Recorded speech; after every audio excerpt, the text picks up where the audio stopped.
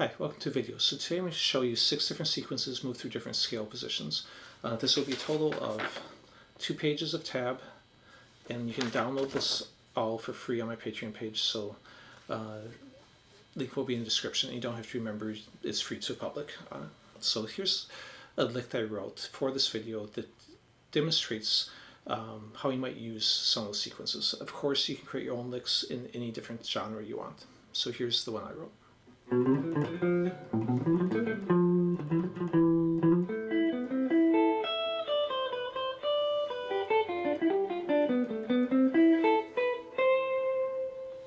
Okay, so now I'll go ahead and jump into a sequence. Now, what is a sequence? It's basically just a pattern, and for how I use it in the term, it's a pattern that I repeat off usually every note in a scale, and I do that as a way to get comfortable with whatever it is, even if it's something very simple like just going 3 notes in a row. I can then descend, or I can ascend from any note in the scale using that 3-note grouping or whatever the sequence is, so that I don't get lost when I'm playing. That wherever I am in the scale, if I want to use an idea, I'm able to use it from that note, and it's played in my fingers before.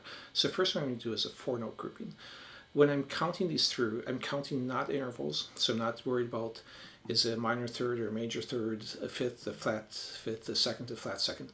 I'm just counting the numbers up a scale. So if it's a low Korean scale, it's just 1, 2, 3, 4, 5, 6, 7, 8. If it's a major scale, as you can see, the shape's different, but I'm still just counting 1 through 8. Same thing with a minor. That way, because it's a very generic sequence, I can apply it to any key, any scale. I could even plug it into potentially an arpeggio. It doesn't matter.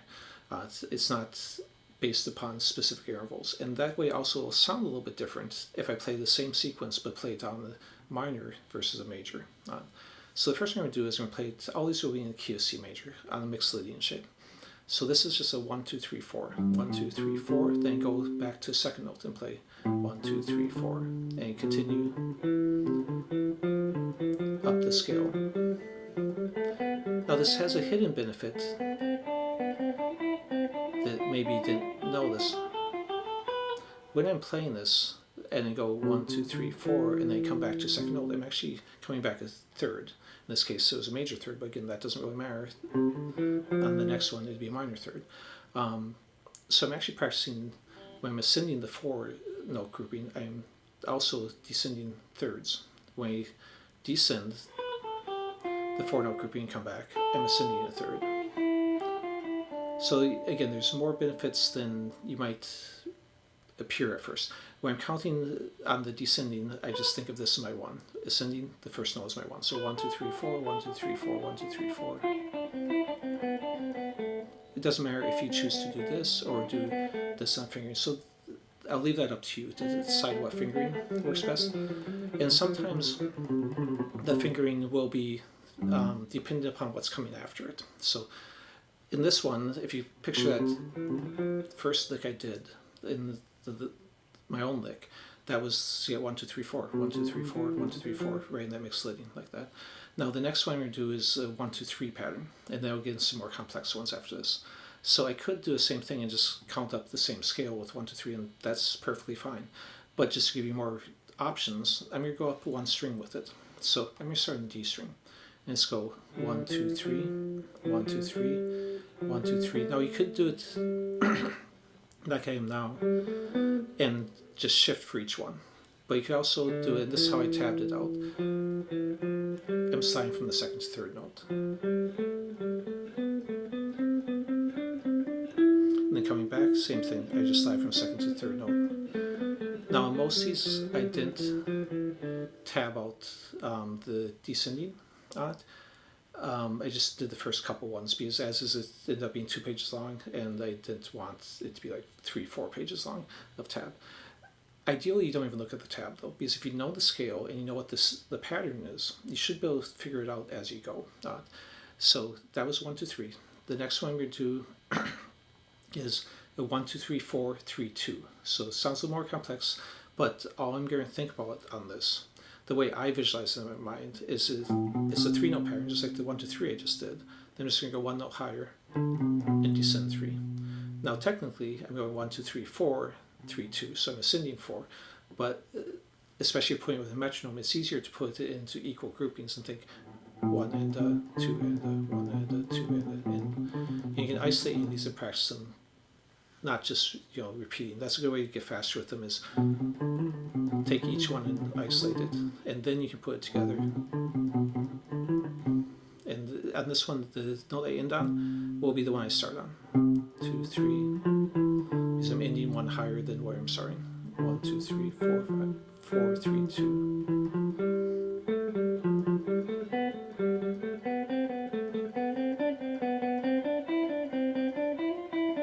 And once I know I'm not going to use a finger anymore, I'll shift forward. Like at this point, I could reach down and go, but I could also go, and that's usually what I'll do. On the way back, same sort of thing. So I go 1, 2, 3.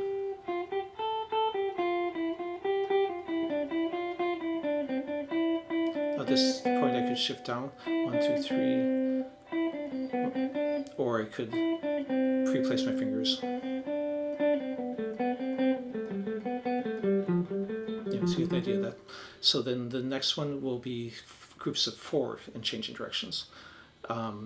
So this one I'm going to, and how that relates to the original lick, when I did this part. See, that's a 1, 2, 3, 4, 3, 2 they just did. And what I did right before that was 1,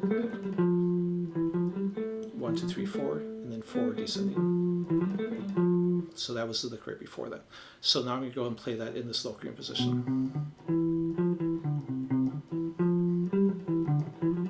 At first I'm pausing on the change, something so you can just see it's 1, 2, 3, 4 notes, and then 4 notes back after you move up 1.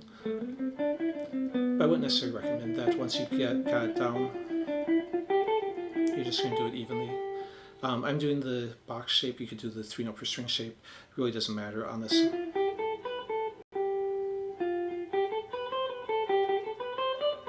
then coming back down, same thing.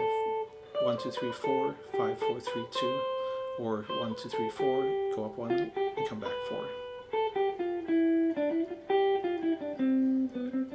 So you get the idea of that. Fingering doesn't change descending on. The next one we do is intervals, actually played as sequences. So I'm going to do a thirds.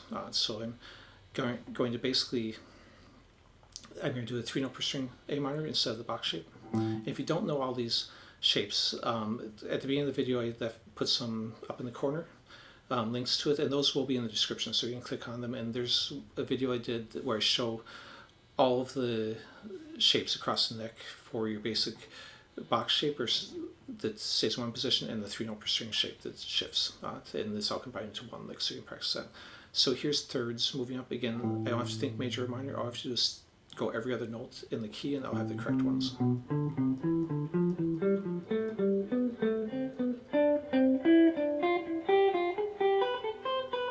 And coming back down, it's just a direct reverse of what I just did. And as you get more comfortable, you can build up speed. Now if you notice these ones up at the top, that's in the lick I did this. So that was using a series of thirds, not always in a row. Sometimes I stacked it like, you could also think of it as, this is a G major, and then this is a D minor. So you can think of it that way, but you can also just think of it as it's a series of thirds, and this would be a B minor flat 5 if you wanted to think of it as an arpeggio. But most arpeggios are stacked thirds. That's why thirds is so beneficial. So the next one I'm going to do is fifths, and I'm going to go and use the Locrian 3-note per string position. So when we're on the B, it'll end up being a flat 5. So, but again, as I was saying, your scale, you'll be fine. Now, if you wanted to on that, you could jump forward to these 2 fingers instead. The reason I'm not here is because I'm coming back to this, so that leaves me in position. Here I could use my pinky, but I'm using this because I'm going to be shifting, so it just feels like it makes more sense. And on this one, the kind of hidden thing inside it is when I'm playing these and come back, I'm actually coming back and forth. So I'm actually practicing a 5th, descending, and ascending a 4th. The 5th, and then a 4th. So I'm thinking just that I'm doing fifths, but really I'm practicing fifths and fourths. So there's the one using that. So I'm going to go ahead and play. So I picture all these sequences as just like if you're thinking about talking, they're words that you put together in your own sentences. So you recombine them together, change them around, change the direction of them, all that stuff, and create your own ideas from them. Because if you pull a big chunk of a melody out of a song that's recognizable, you can't really use that in your improvising because it's just going to sound like that song. But you can pull out individual small pieces and get comfortable with them as sequences, then recombine them together to make your own ideas.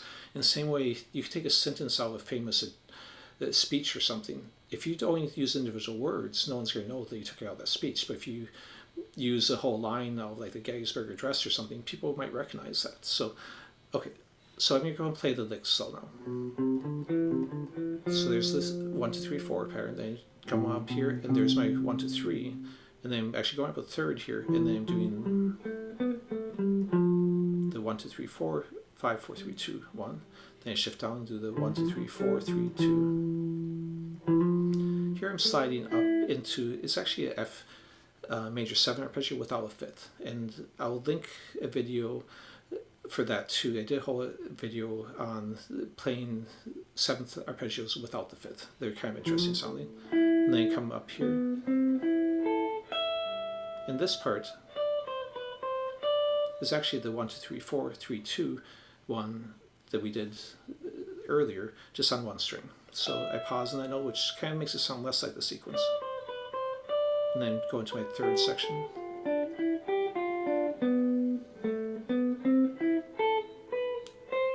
On those last two, I make them a little staccato to create more contrast. And staccato is just a dot above it. So you can kind of see these first two lines, that's the lick.